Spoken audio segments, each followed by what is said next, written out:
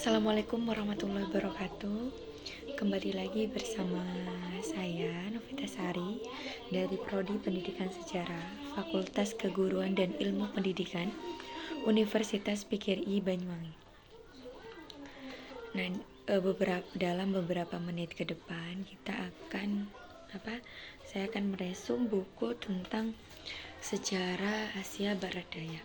Nah, di sini Novi punya buku Perjanjian Rahasia Yahudi dan Palestina.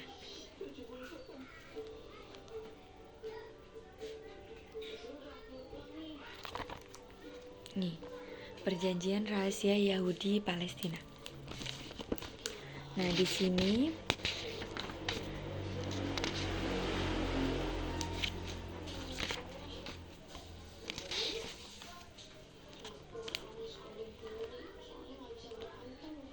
Layenter Ardi, Editoriati, Provider, Mr. Cuncun, desain sampul ADIC, cetakan 1 November 2010, penerbit Pustaka Solomon, Jalan Malioboro 167 Yogyakarta 55271, telepon atau faxmail 0274 562280, emailnya cuncun@ygy@yahoo.com, http://www.solomongroup.com.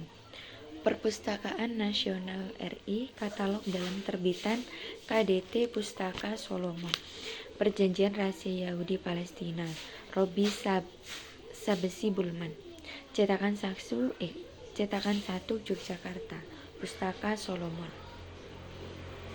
Ukuran 140 x 210 mm. Sejarah sosial politik. Nah, ini daftar isinya ada kata pengantar penerbit. Bab 1-nya Yerusalem 1989, bab 2-nya Yerusalem 1908, bab 3-nya Yerusalem 1913, bab 4-nya Yerusalem 1914, epilog Yerusalem 2004 sampai 2006. Ada di belakangnya nanti profil penulis. Sini ada Yerusalem.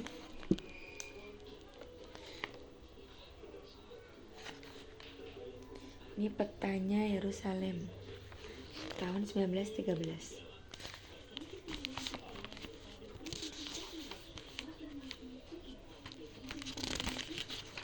Ini ada kata pengantar penerbitnya. Apabila kita melihat dan mendengar keadaan Palestina sekarang ini, seolah-olah merasakan bahwa Palestina merupakan daerah yang tidak pernah aman. Senantiasa bergejolak dan terjadi pertumpahan darah akibat dari perebutan kekuasaan dan pengaruh di antara kelompok Islam, Yahudi, dan Kristiani. Sebenarnya bukan begitu. Sebab bumi Palestina pernah berada dalam keadaan aman dan harmoni dalam jangka masa yang sangat lama. Walaupun pada masa itu sudah terdapat masyarakat majemuk seperti Islam, Yahudi, dan Kristiani.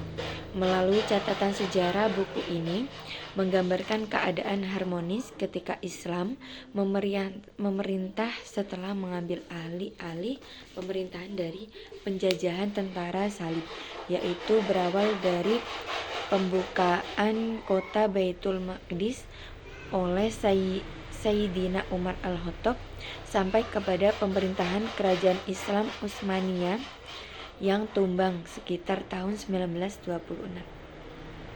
Mungkin kalau kita mengambil sumber dari pihak sejarawan Islam, ada pihak terutama dari Barat yang sukar untuk menerimanya. Oleh itu, buku ini bersumber dari orang Barat yang berbangsa Yahudi sendiri. Jadi, rujukan ditulis sendiri oleh seorang Yahudi yang bernama Sabsi Bulman. Kajian beliau hanya berkisar tentang keadaan yang terjadi di Bandar Yerusalem sekitar tahun 1936.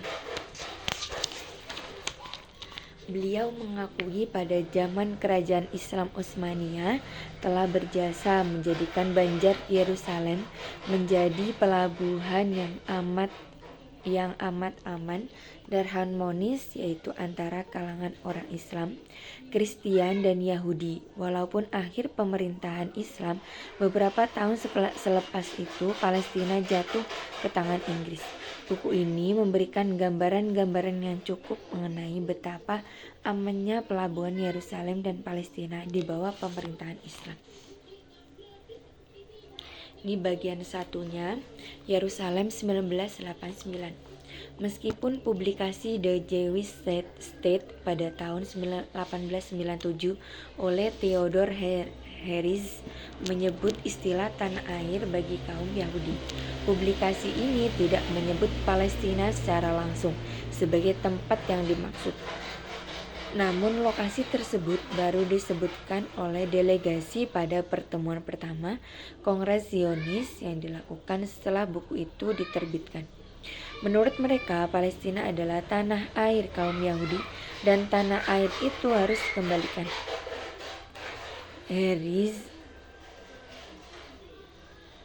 Herzl bahkan kemudian mencoba mencari dukungan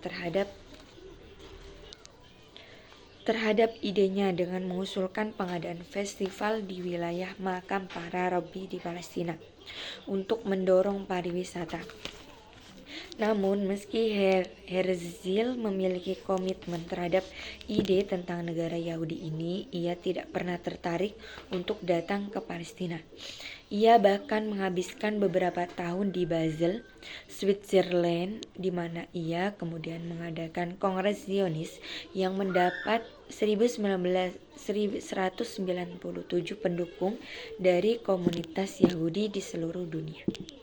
Selanjutnya, ia mencari dukungan ke Kaisar Jerman kedua, yakni Wilhelm II, untuk membicarakan tentang Zionisme. Herzl berharap bisa mendapatkan cara untuk mengalahkan penolakan Sultan terhadap pembentukan negara Yahudi di negara Palestina. Pada akhirnya, Herzl mengetahui bahwa sang kaisar ternyata ingin menemui utusan dari Zionis di Yerusalem. Maka tidak ada pilihan bagi Herzl selain pergi ke Timur Tengah.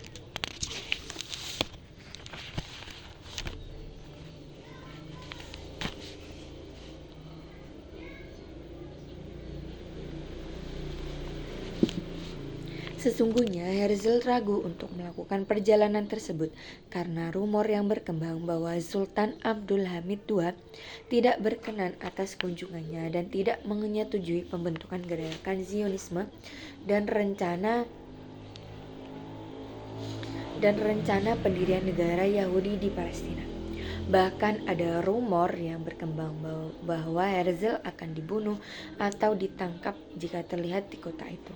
Bagi Herzl itu adalah ancaman serius. Banyak rival sultan yang dipenjara tanpa ada penjelasan. Ada yang diculik, diracun atau disekap selama berpuluh-puluh tahun. Akhirnya Herzl berangkat ke Yerusalem ditemani David Wolfson, Moses Schreiner, Joseph Seidener, dan seorang pengusaha Jerman, Max Bodenheimer. Untuk sampai ke Yerusalem dari Vienna, mereka naik kereta ke Konstantinopel dan kemudian naik kapal ke Alexandria, Smyrna, dan bahkan sempat singgah di Akropolis. Dalam buku hariannya, Herzl juga menjelaskan berbagai kelompok orang yang mereka temui di kapal. Mereka datang dari berbagai penjuru dunia dan menuju ke satu tempat, yakni Palestina. Di dalamnya ada musisi Rusia, ada pendeta tua dari Afrika Utara yang ingin mengunjungi tempat-tempat suci umat Nasrani di Yerusalem.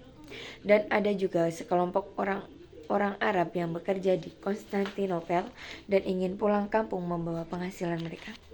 Kelima pria tersebut singgah di Rishon Lezion, salah satu pemukiman Yahudi tertua di Palestina. Pemukiman ini didirikan pada tahun 1882 oleh para anggota Zion HaVevi atau para pecinta Zion yang terdiri dari sekelompok orang Rusia. Inilah awal dari gerakan Zionisme modern. Pada tahun 1898, mereka sudah mendirikan sekolah berbahasa Ibrani pertama. Di Rizon Lezion, Herzl disambut bagaikan seorang pahlawan oleh sekitar 600 orang yang tinggal di komunitas tersebut. Namun karena tidak bisa berbahasa Ibrani, Herzl berpidato dalam bahasa Jerman dan didampingi oleh seorang penerjemah. Herzl disambut dengan barisan anak-anak yang didandani seperti dirinya. Para petani meninggalkan ladang mereka untuk melihatnya. Bahkan suatu saat ketika ia berada di sebuah pemukiman Yahudi, 3 orang pria berjalan di belakangnya. Mereka kemudian berlutut dan mencium tanah bekas pijakannya. Itu membuat Herzl merasa tidak nyaman. Setelah itu ia berjanji tidak akan terlihat berjalan lagi karena tidak mau dianggap seperti Mesia atau penguasa Ottoman.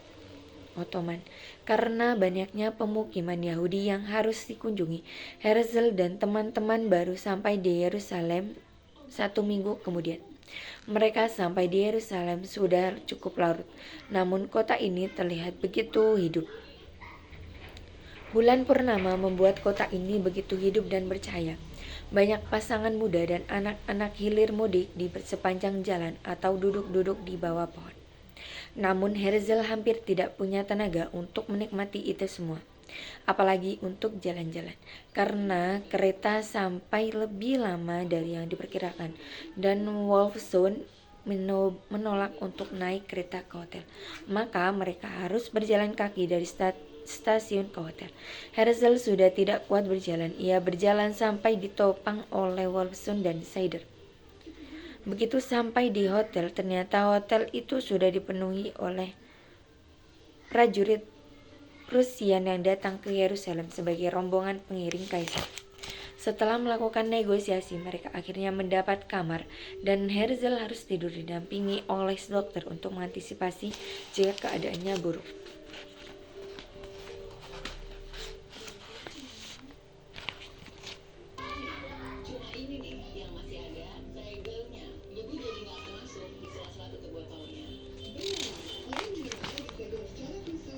Seperti halnya pengunjung lain yang baru pertama ke Yerusalem, kelompok ini mengunjungi Wailing Wall.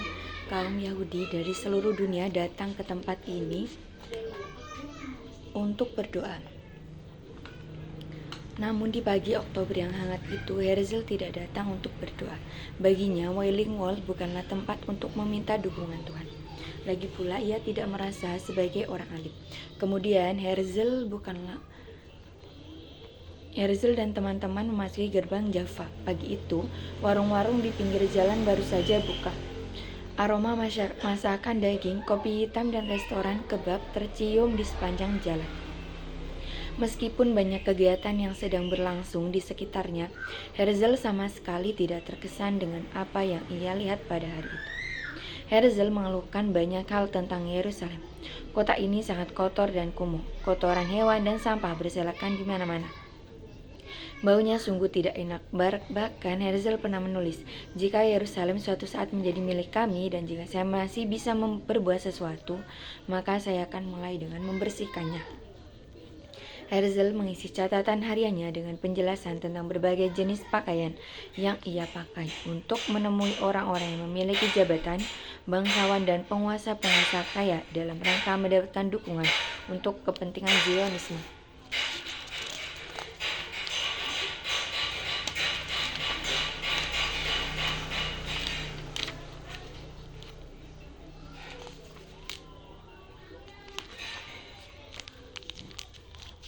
Ini tahun 1889.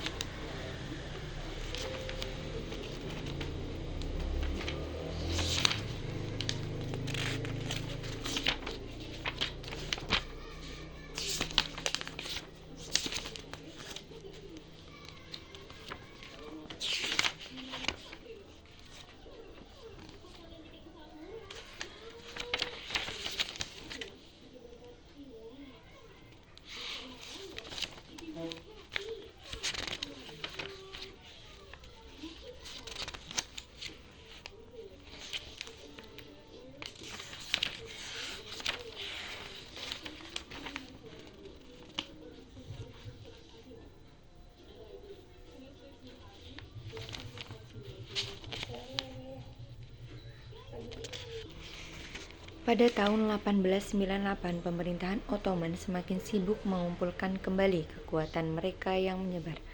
Kelompok-kelompok etnis besar berusaha mendapatkan otonomi masing-masing.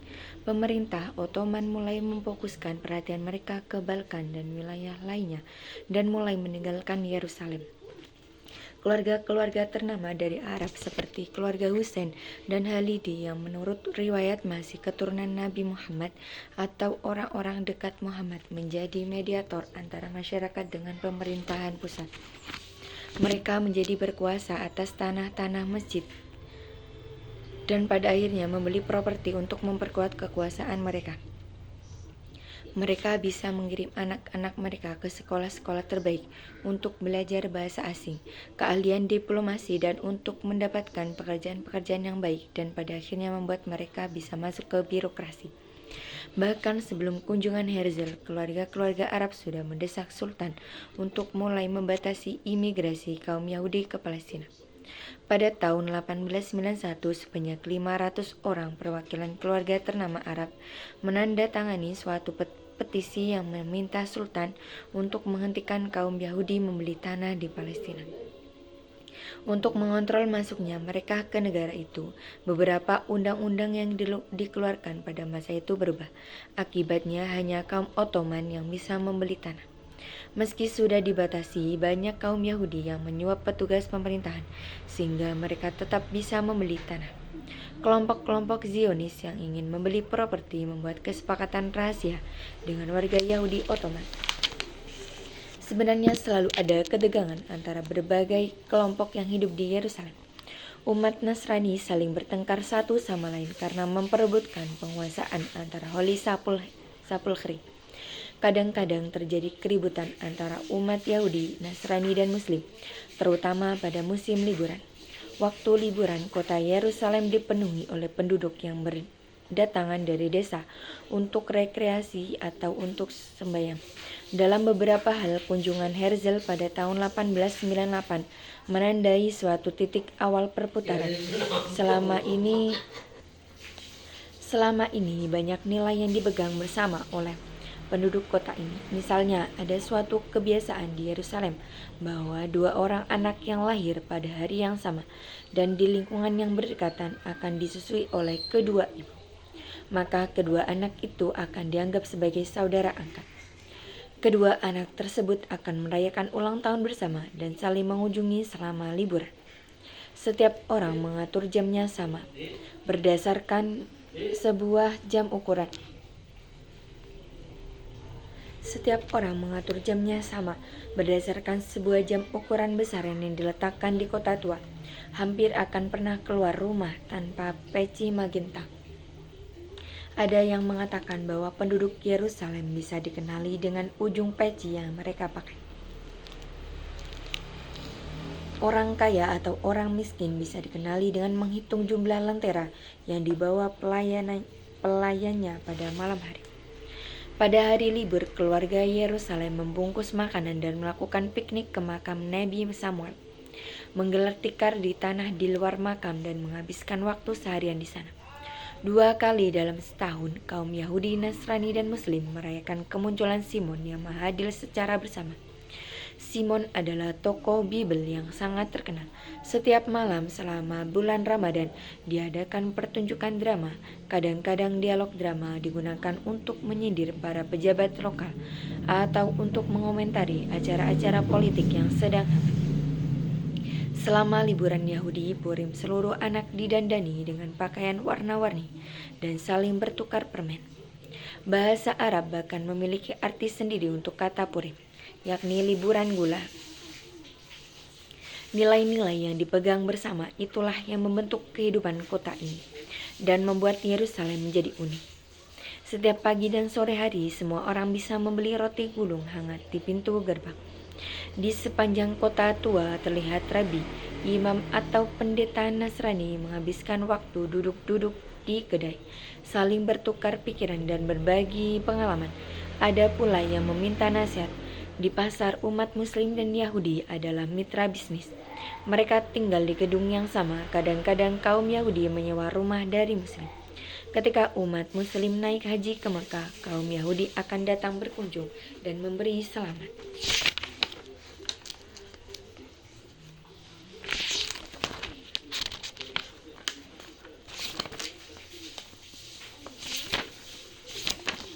Bagian 2, Yerusalem 1908.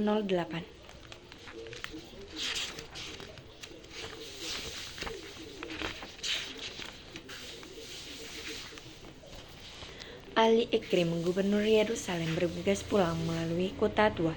Saat itu bulan Agustus tahun 1908, 1 bulan setelah sekelompok pasukan bersenjata yang menyebut diri mereka Young Turks mengambil alih pemerintahan Ottoman dan memaksa Sultan untuk mengakui bahwa merekalah yang menjalankan kerajaan pada saat itu, bukan Sultan. Perayaan kemenangan mereka baru saja berakhir dan Ikrim gelisah saat harus menulis laporan ke Konstantinopel. Sementara hal-hal yang terjadi pada hari itu masih segar dalam ingatannya. Di sebuah ruangan yang tidak boleh dimasuki oleh siapapun, ia menulis surat yang diberi kode rahasia, meskipun ia sadar bahwa di Yerusalem tidak ada rahasia yang bisa disimpan dalam waktu lama. Ia mulai membuat ringkasan laporan kejadian pada hari itu, mulai dari berbagai pidato, jabat tangan hingga pesta. Seluruh bagian kota dihiasi bendera. Seluruh Yerusalem bergembira karena pemilihan dan kebebasan yang dikumandangkan. Kemudian ia kembali pada pokok persoalan. Baginya, apa yang terjadi hari itu bukanlah penghinaan terhadap dirinya sendiri, namun terhadap seluruh negeri ini.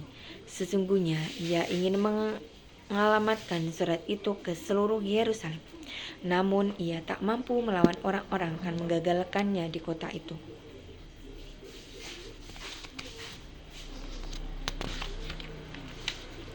Dua tahun telah berada di Yerusalem belum membuat Ikrim merasa cocok dengan kota itu. Meskipun saat di kota itu ia tidak merasa selalu diuntit oleh mata-mata seperti saat berada di Konstantinopel.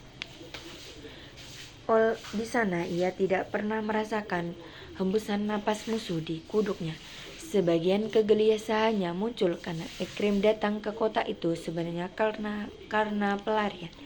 Seperti halnya para pendahulunya di kegubernuran pada saat pengangkatannya ke Yerusalem. Ikrim telah menjabat sebagai sekretaris di Istana Kesultanan, suatu posisi istimewa yang membuatnya harus selalu menulis surat ke Sultan dan pejabat-pejabat Sultan. Ikrim adalah putra Nemak Kemal, seorang penulis dan pencipta puisi yang terkenal di seluruh negeri ini karena karya-karyanya tentang kehidupan perdesaan dan nyanyian-nyanyian pujian yang diciptakan tentang kemegahan riwayat kekaisaran Ottoman. Meskipun dicintai banyak orang, tapi mereka pindah dari satu kota ke kota lain karena Sultan selalu mencari cara untuk mengirim Nemak Kemal ke kota yang jauh dari Konstantinopel.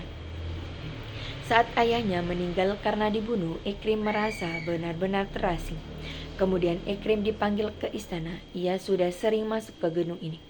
Namun tetap saja ia merasa seperti di dalam labirin yang mustahil bisa dikelilingi.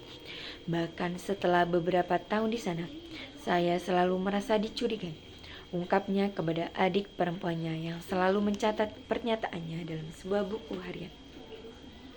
Ia tidak bisa benar-benar terlepas dari bayangan kecurigaan akibat hubungan buruk ayahnya dengan Sultan. Bahkan menurut Ikrim, ia dipanggil ke istana karena Sultan selalu ingin mengawasi apa yang ia lakukan. Meski demikian, ia sering mendapat masalah, bahkan ketika salah satu teman dekatnya terlibat hubungan yang salah dengan salah satu anggota keluarga Sultan. Ia dipaksa menulis surat atas nama temannya tersebut. Perannya dalam penipuan tersebut langsung diketahui. Pada saat itu, Ikrim khawatir bahkan keterlibatannya dijadikan alasan oleh Sultan untuk menyuruh seseorang membunuhnya.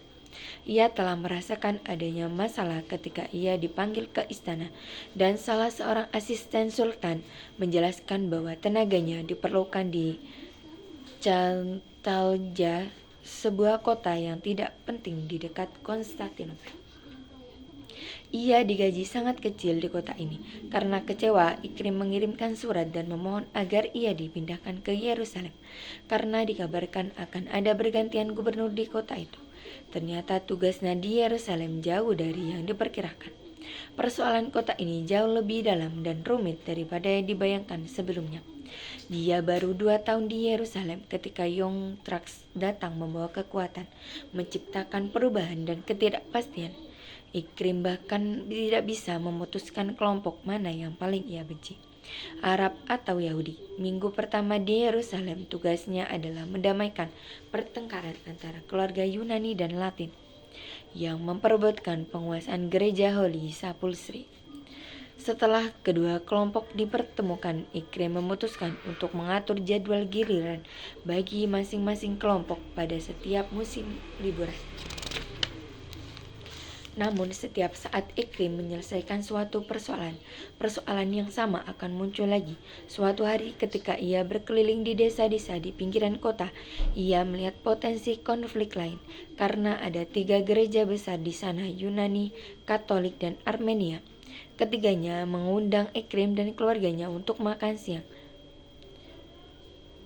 Dan jika ia memenuhi salah satunya, maka ia akan dianggap berpihak ke salah satu kelompok. Akhirnya pada hari itu ia dan keluarga makan siang 3 kali. Setiap tuan rumah melihat dengan seksama berapa potongan makanan yang ia habiskan dan apa yang ia minum. Ia mencoba untuk makan dalam jumlah yang sama di ketiga rumah meskipun ia tidak lagi mampu untuk makan malam setelahnya. Ia belajar dari pengalaman yang membuat sakit perut tersebut bahwa hal-hal kecil sekalipun bisa membuat setiap kelompok tersinggung. Seminggu sebelumnya, ia pernah dikirimi pamflet berbunyi "Program Kami" yang ditulis oleh Menachem Ussishkin, salah satu pimpinan gerakan Zionisme. Ikrim pernah bertemu Ussishkin saat pria itu sedang melihat-lihat tanah yang akan dijadikan pemukiman kaum Yahudi di dekat Jaffa.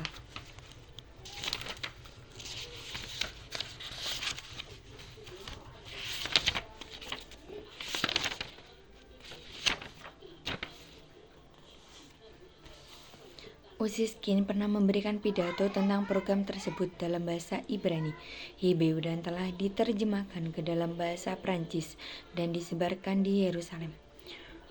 Ussishkin menggambarkan bahwa situasi yang terjadi di Palestina adalah persaingan antara kaum Arab dan Yahudi. Kemenangan akan diperoleh oleh pihak yang menginvestasikan paling banyak uang, memiliki banyak keahlian, dan membangun infrastruktur yang lengkap. Kaum Yahudi harus menang. Itulah isi pidato Ussishkin. Ikrim telah mengirim surat ke istana mengenai dokumen tersebut. Bahkan ia tidak mencantumkan kata rahasia di amplopnya, dengan harapan bahwa surat tersebut akan dibaca oleh berbagai kelompok Yahudi yang ada di Yerusalem. Ia ingin mengatakan bahwa ia tahu apa tujuan mereka dan Ikrim tidak akan tertipu oleh loyalitas mereka terhadap kerajaan.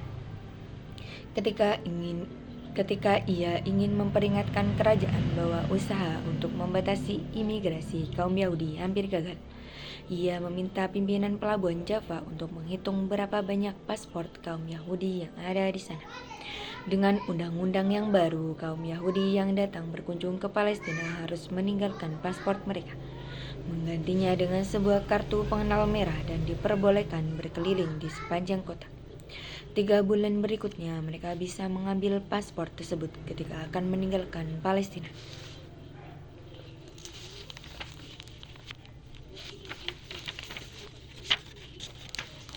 Albert Antebi menerobos kerumunan orang di Masjid Dome of the Rock. Sholat zuhur telah usai, namun tumpukan sepatu di sebuah rak kecil tempat jemaah melepas sandal dan sepatu mereka sebelum sembahyang masih penuh. Beberapa peziarah kaya meminta anak kecil untuk menjaga alas kakinya, namun banyak alas kaki yang berserakan di luar masjid karena tidak dijaga. Pernah ada yang jatuh pingsan di dalam karena panas bulan November yang luar biasa dan manusia yang terlalu padat. Batu itu berukuran besar dan berwarna coklat, dengan ujung-ujung tajam yang menonjol keluar. Bentuk masjid itu memberikan kesan kepada pengunjung bahwa masjid itu dibangun untuk membuat batu tersebut lebih mengesankan. kubah keemasan semakin menambah kesannya. Ada sebuah pagar yang mengelilingi batu tersebut, sehingga bisa melindunginya dari tangan-tangan yang ingin menjangkaunya saat berdoa. Di sekitarnya terdapat tangga berliku-liku, sehingga para peziarah bisa turun ke lubang gelap di bawahnya. Selangkah demi selangkah, lubang tersebut semakin sempit dan sempit. Di dalamnya lembab dan basah, membuat peziarah sulit bernapas.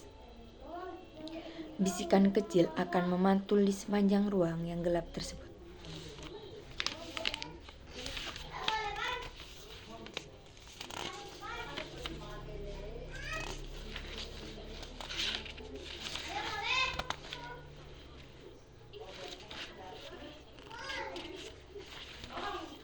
Ruhi Halidi memandangi lautan wajah di hadapannya yang menunggu gilirannya untuk berbicara.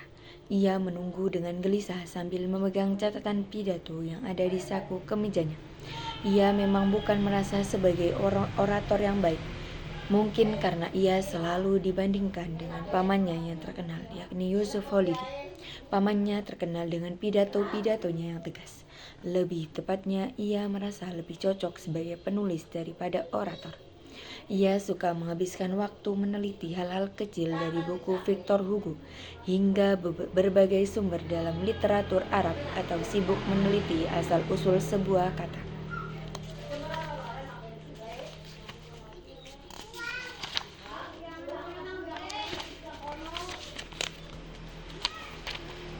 Bagian 3, Yerusalem 1913. Arthur Ruppin telah menjabat sebagai kepala kantor Palestina sejak pertama kali dibuka di Jalan Bustrus, Jaffa pada tahun 1908, persis setelah Young Turks mengambil alih kekuasaan dari pemerintahan Ottoman. Namun baru pada bulan Januari tahun 1913, ia dan bawahannya membuat sebuah memo yang membentuk dan merumuskan pemikiran strategis kaum Zionis dalam beberapa tahun berikutnya. Sekilas, Ruppin bukanlah kandidat yang cocok untuk posisi tersebut. Ia menggunakan bakatnya di bidang hukum untuk melawan kemiskinan dan sekarang sudah hidup nyaman. Namun setelah mengunjungi Palestina, ia memutuskan untuk pindah ke sana. Bagaimanapun ia suksesnya di Jerman, ia tetap seperti orang luar. Di Palestina, ia bisa menciptakan sesuatu seperti bayangannya. Setelah sampai di Jaffa, Ruppin mencoba menjalani hidup barunya. Ia menyewa sebuah apartemen. Di Jalan Bustrus, sebuah pusat komersil di Jaffa. Ia pernah mempertimbangkan Yerusalem sebagai tempat untuk mendirikan kantor baru, namun akhirnya ia membatalkannya. Masalahnya adalah kota tersebut telah dipenuhi oleh ketegangan antara komunitas-komunitas agama yang telah hidup di sana selama beberapa generasi.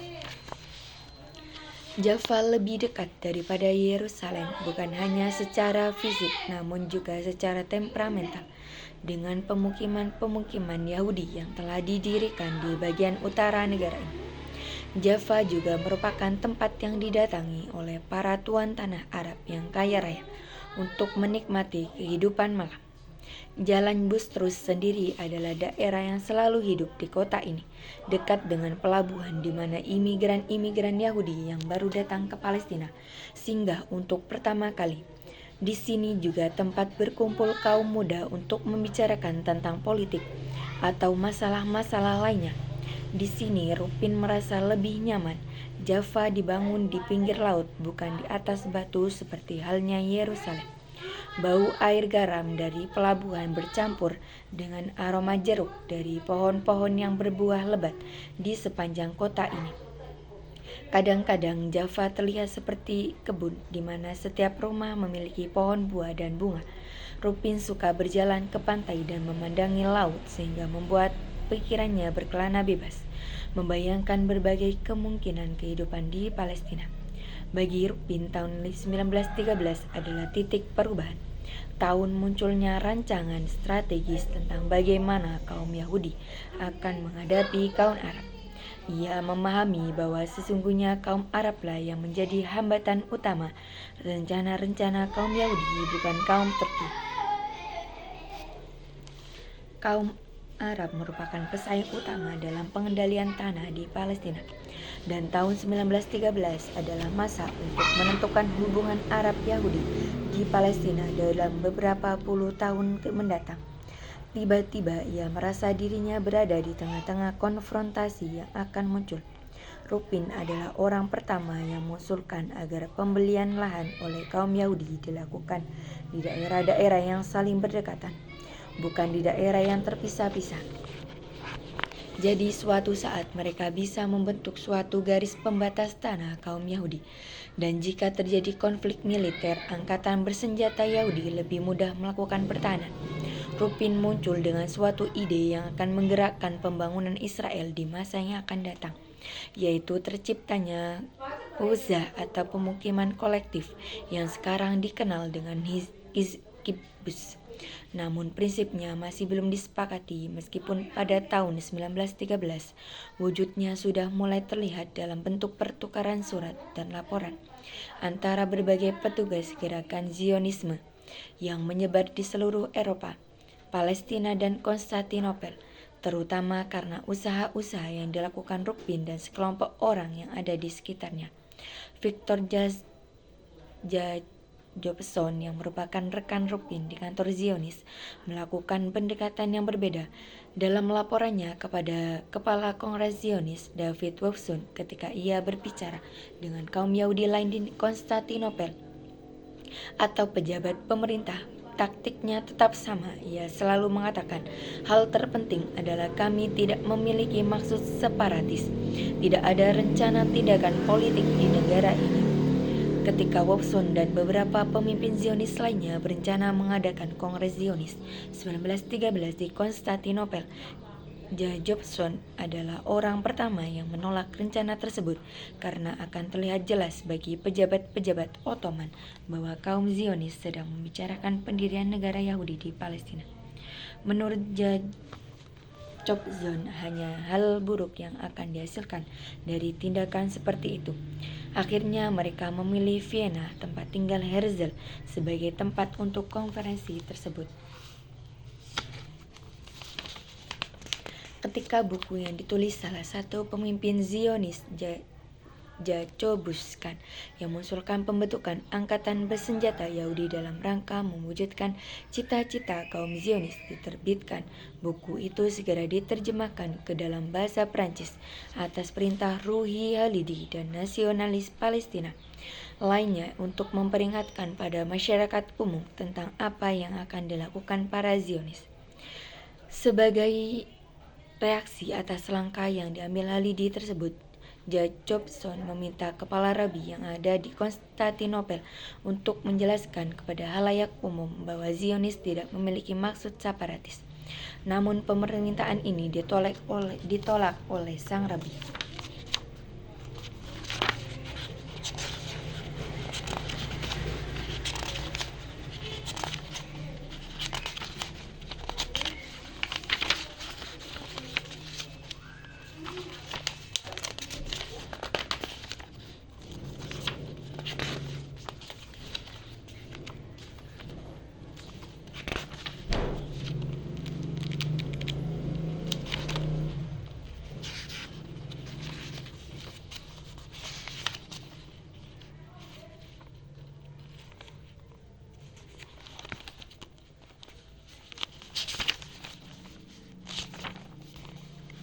Bagian keempat, Yerusalem 1914.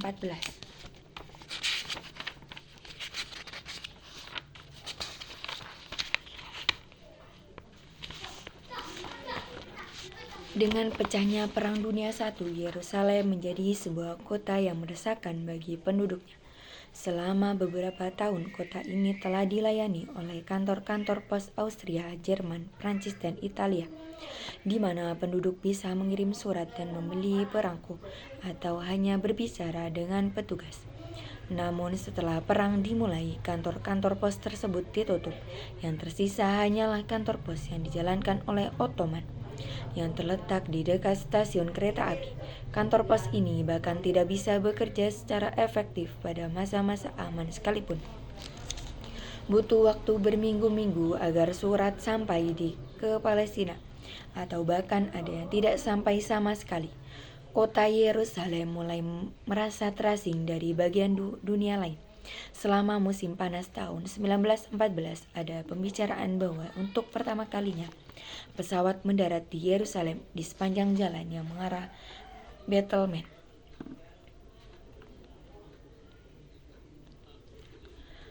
Berita tentang perkembangan teknologi tersebut disambut dengan antusias. Banyak orang yang berpikir bahwa pemerintahan Ottoman tidak mengabaikan Yerusalem, dan dengan perkembangan tersebut berarti kota tersebut akan bisa dipertahankan.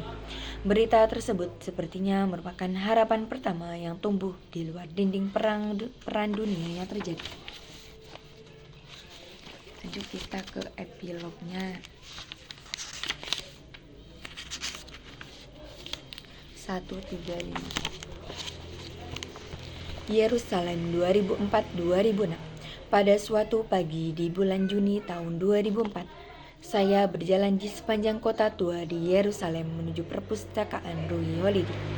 Saya merasa sedikit menggigil saat berjalan melewati pasar yang sepi menuju pintu masuk perpustakaan. Pasar ini merupakan tempat yang selalu paling ramai di kota ini. Setiap hari Anda selalu bisa mendengarkan seseorang berceloteh tentang politik dari meja di kafe, suara pemilik toko yang berusaha menarik perhatian pengunjung, atau suara ringkikan keledai yang melewati jalan-jalan yang sibuk. Di pasar ini selalu ada turis yang melihat-lihat dan menawar pernak-pernik, jaket kulit, hiasan keramik, atau benda-benda lain yang dipajang di toko. Ada pria yang memegang bungkus biji bunga matahari atau kacang pistasio dan menikmatinya sambil bersenda gurau dengan teman-temannya. Namun sekarang pasar ini kosong, suatu kesunyian yang menyesakkan napas akibat serangan-serangan terorisme yang terjadi dalam beberapa tahun terakhir.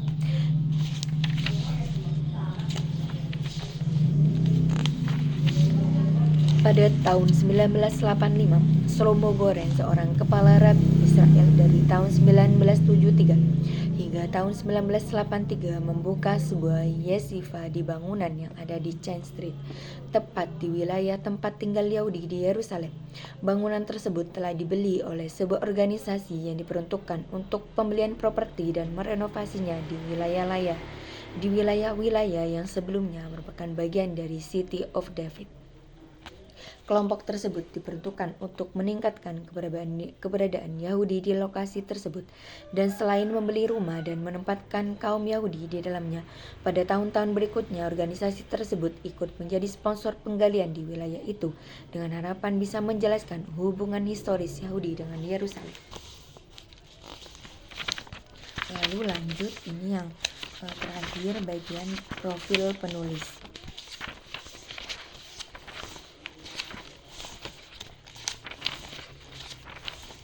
Ada writer profil penulisnya, yaitu Robbie Sapsi-Bullman. Ini foto beliau.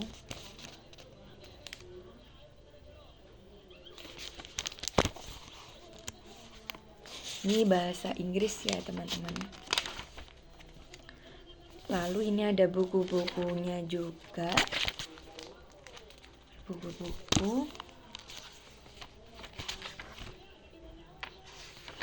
Nah, ini banyak sekali buku-bukunya.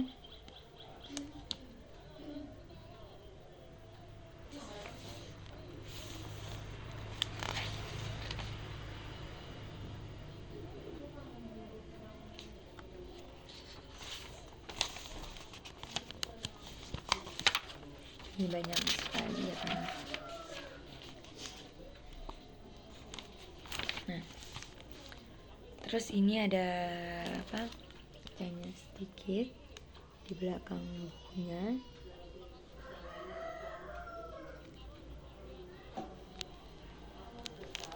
Nah, mungkin itu yang dapat Novi sampaikan. Kurang lebihnya mohon maaf. Wallahul muwaffiq ila aqwamit thoriq. Wassalamualaikum warahmatullahi wabarakatuh.